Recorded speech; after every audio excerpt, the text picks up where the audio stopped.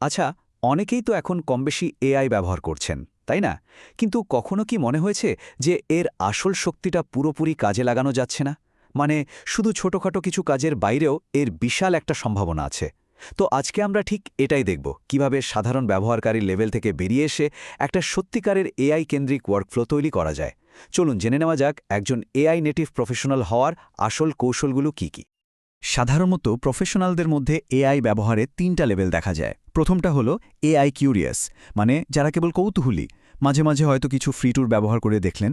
এর পরের ধাপে আছেন এআই লিটারেটরা। এরা আরেকটু সিরিয়াস, পেইড টুল ব্যবহার করেন, হয়তো প্রম্পট ডাটাবেসও গুছিয়ে রাখেন। আর একদম টপ লেভেলে আছেন এআই নেটিভ। এরা কারা? এরা হলেন তারা যারা তাদের পুরো কাজের সিস্টেমটাই নতুন করে ডিজাইন করেন, এমনভাবে যেন একজন এআই কোল্যাবোরেটর বা সহযোগী সবসময় তাদের পাশে আছে। কিন্তু আসল প্রশ্নটা হলো, বেশিরভাগ মানুষ কেন ওই দ্বিতীয় লেভেলে, মানে এআই লিটারেট পর্যায়ে এসেই আটকে যায়? কেন তারা পরের ধাপে যেতে পারে না? তো চলুন এই ব্যাপারটা একটু গভীরে গিয়ে দেখি আর খুঁজে বের করি পরের লেভেলে যাওয়ার রাস্তাটা ঠিক কী। প্রথম যে অভ্যাসটা নিয়ে আমরা কথা বলবো সেটার নাম হলো এআই ব্রেডক্রাম্বস রেখে যাওয়া। নামটা শুনতে মজার, তাই না? এটা শুরু করা কিন্তু খুবই সহজ, কিন্তু কাজের প্রসেসটাকে গুছিয়ে ফেলার জন্য এটা অসাধারণ কার্যকর একটা কৌশল। এর মূল আইডিয়াটা কিন্তু একদম সিম্পল। আমরা সাধারণত কি করি? এআই চ্যাটগুলো একবার ব্যবহার করেই ফেলে দিই, তাই না? অনেকটা ডিসপোজেবল কাপের মতো। কিন্তু এই অভ্যাসটা বলছে ওভাবে না করে চ্যাটগুলোকে সরাসরি মূল কাজের ডকুমেন্টের সাথে জুড়ে দিন। তাহলে ওই চ্যাটের কনটেক্সট বা প্রাসঙ্গিকতা আর কখনোই হারাবে না। আর এটা করার প্রসেসটাও ভীষণ সহজ, মাত্র কয়েকটা স্টেপ। প্রথমে একটা এআই চ্যাট শুরু করে সেটা ইউনিক ইউআরএলটা কপি করে নিন। এরপর যে ডকুমেন্টে কাজ করছেন সেখানে গিয়ে লিঙ্কটা হাইপারলিঙ্ক করে দিন। আর সবশেষে পাশে ছোট্ট একটা নোট লিখে রাখুন যে চ্যাটটা ঠিক কী নিয়েছিল। ব্যাস, হয়ে গেল। এখন প্রশ্ন হলো, এই সহজ অভ্যাসটা এত পাওয়ারফুল কেন? কারণ এটা একটা খুবই মৌলিক প্রোডাক্টিভিটি নিয়ম মেনে চলে। নিয়মটা হলো, তথ্যকে কোথায় খুঁজে পাওয়া গেছে সেভাবে না সাজিয়ে বরং কোথায় ব্যবহার করা হবে সেই অনুযায়ী সাজান। এতে কাজের সময় সঠিক তথ্য খুঁজে বের করতে গিয়ে আর ঘন্টার পর ঘন্টা নষ্ট হবে না। আচ্ছা, এবার তাহলে আমাদের দ্বিতীয় অভ্যাসের দিকে যাওয়া যাক। এটা এমন একটা কৌশল যা এআই এর দেওয়া আউটপুটের কোয়ালিটি একেবারে অন্য লেভেলে নিয়ে যাবে। এটার নাম হল এআই সোয়াইপ ফাইলস তৈরি করা। এর পেছনের মূল নীতিটা হল এআইকে শুধু বলে দেওয়া নয়, বরং দেখিয়ে দেওয়া। মানে শুধু মুখে নির্দেশ না দিয়ে ওকে একটা ভালো কাজের স্যাম্পল বা উদাহরণ দেখানো। ভাবুন তো, যখন এআই একবার দেখে নেয় যে একটা চমৎকার আউটপুট আসলে দেখতে কেমন হয়, তখন সে নিজেও অনেক ভালো রেজাল্ট দিতে শুরু করে। পার্থক্যটা কোথায় সেটা একটা উদাহরণ দিলেই পরিষ্কার হয়ে যাবে। ধরুন, একটা সাধারণ প্রম্পট হতে পারে, চ্যাট জিপিটিতে বিজ্ঞাপন দেওয়ার বিষয়ে একটা বিজনেস প্রপোজাল লেখো। কিন্তু একটা সোয়াপ ফাইল সহ প্রম্পট কেমন হবে? সেটা বলবে, এই অ্যাটাচ করার সফল প্রপোজালগুলো অ্যানালাইজ করো, এগুলো স্ট্রাকচার আর টোনের মূল প্যাটার্নগুলো বের করো, তারপর সেই প্যাটার্নগুলো আমার এই বিজ্ঞাপনের আইডিয়াতে অ্যাপ্লাই করে একটা প্রপোজাল তৈরি করো। বুঝতেই পারছেন, ফলাফলটা হবে আকাশ পাতাল। আর নিজের জন্য এমন একটা সোয়াইপ ফাইল সিস্টেম বানানো কিন্তু মোটেও কঠিন কিছু না। খুব ছোট করে শুরু করা যায়। যেমন ২-৩টে সাধারণ কাজ, ধরুন ইমেল বা রিপোর্ট, এগুলো দিয়ে শুরু করুন। যখনই নিজের ফিল্ডে কোনো দারুণ কাজের উদাহরণ চোখে পড়বে, সাথে সাথে সেটা সেভ করে ফেলুন। আর হ্যাঁ, ফোল্ডারগুলো কিন্তু তারিখ বা সোর্স দিয়ে নয়, বরং কোন কাজে লাগবে সেই হিসাবে সাজিয়ে রাখুন। ওকে, এবার আমরা আসছি সবচেয়ে অ্যাডভান্সড এবং সম্ভবত সবচেয়ে প্রভাবশালী অভ্যাসটিতে।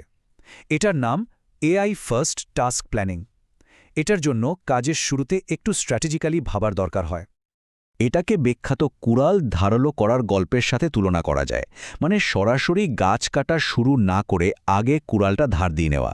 ঠিক তেমনি কাজ শুরু করার আগে মাত্র কয়েকটা মিনিট পরিকল্পনা করলে পরে ঘন্টার পর ঘন্টার সময় বেঁচে যেতে পারে। মূল কথা হলো, বড় কোনো কাজ শুরু করার আগেই ঠিক করে নেওয়া যে এআইকে ঠিক কোথায় এবং কিভাবে ব্যবহার করা হবে। একটা উদাহরণ দিলে ব্যাপারটা সহজ হবে। ধরুন, একটা সাপ্তাহিক নিউজলেটার তৈরি করতে হবে। পুরো কাজটাকে ছোট ছোট ভাগে ভাগ করে নেওয়া যায়। যেমন মূল তথ্যগুলো ব্রেন ডাম্প করা, এটা ম্যানুয়াল কাজ। কিন্তু এরপর ফ্যাক্ট চেক করার জন্য নোটবুক এলএমের মতো একটা এআই টুল দারুণ কাজে দেবে। আবার পুরোটার একটা কাঠামো বা ব্রিফ তৈরি করার জন্য জেমিনি অ্যাপ ব্যবহার করা যেতে পারে। আসল খেলাটা হলো প্রত্যেকটা ছোট কাজের জন্য বেস্ট টুলটা বেছে নেওয়া। আর এভাবে আগে থেকে প্ল্যান করে নেওয়ার সুবিধা অনেক। প্রথমত এটা ডিসিশন নেওয়ার ক্লান্তি বা ডিসিশন ফেটিগ কমিয়ে দেয়। দ্বিতীয়ত বারবার এক কাজ থেকে আরেক কাজে লাফ দেওয়ার প্রবণতা কমে। আর সবচেয়ে বড় কথা, আউটপুটের কোয়ালিটি অনেক বেড়ে যায়, কারণ তখন নিশ্চিত যে সঠিক কাজের জন্য সঠিক টুলটাই ব্যবহার করা হচ্ছে।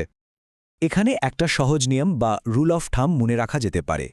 যদি কোনো প্রজেক্টে 1 ঘন্টার বেশি সময় লাগার সম্ভাবনা থাকে, তাহলে কাজ শুরুর আগে মাত্র 5-10 মিনিট সময় নিন।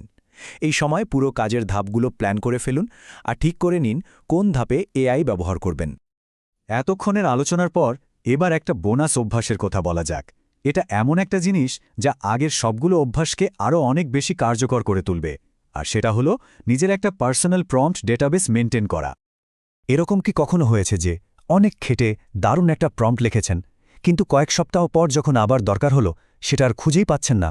এটা কিন্তু খুবই কমন একটা সমস্যা, আর এর একটা দারুণ সহজ সমাধানও আছে।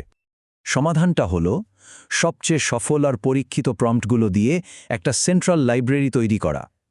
এটাকে যদি কাজের ধরন অনুযায়ী গুছিয়ে রাখা যায়, তাহলে ভবিষ্যতে একই ধরনের কাজের জন্য বারবার হাই কোয়ালিটি রেজাল্ট পাওয়াটা একদম নিশ্চিত। তো এই যে অভ্যাসগুলোর কথা আমরা বললাম, এগুলোকে আয়ত্ত করতে পারলেই কিন্তু একজন সাধারণ ব্যবহারকারী থেকে এআই নেটিভ প্রফেশনাল হয়ে ওঠার পথে অনেকটা এগিয়ে যাওয়া সম্ভব। এআই নেটিভ মাইন্ডসেটের মূল কথাটা তাহলে কি দাঁড়ালো? এখানে শুধু এআই ব্যবহার করাই শেষ কথা নয়, বরং তার চেয়েও গুরুত্বপূর্ণ হয়ে ওঠে প্ল্যানিং, ইন্টিগ্রেশন, কোয়ালিটি কন্ট্রোল আর পুনঃব্যবহারের মতো বিষয়গুলো। এটা আসলে কাজ করার একটা সম্পূর্ণ নতুন দর্শন।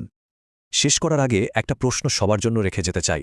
আচ্ছা, একজন এআই সহযোগীকে কেন্দ্র করে আমাদের কাজের ধরন ভবিষ্যতে ঠিক কতটা বদলে যাবে?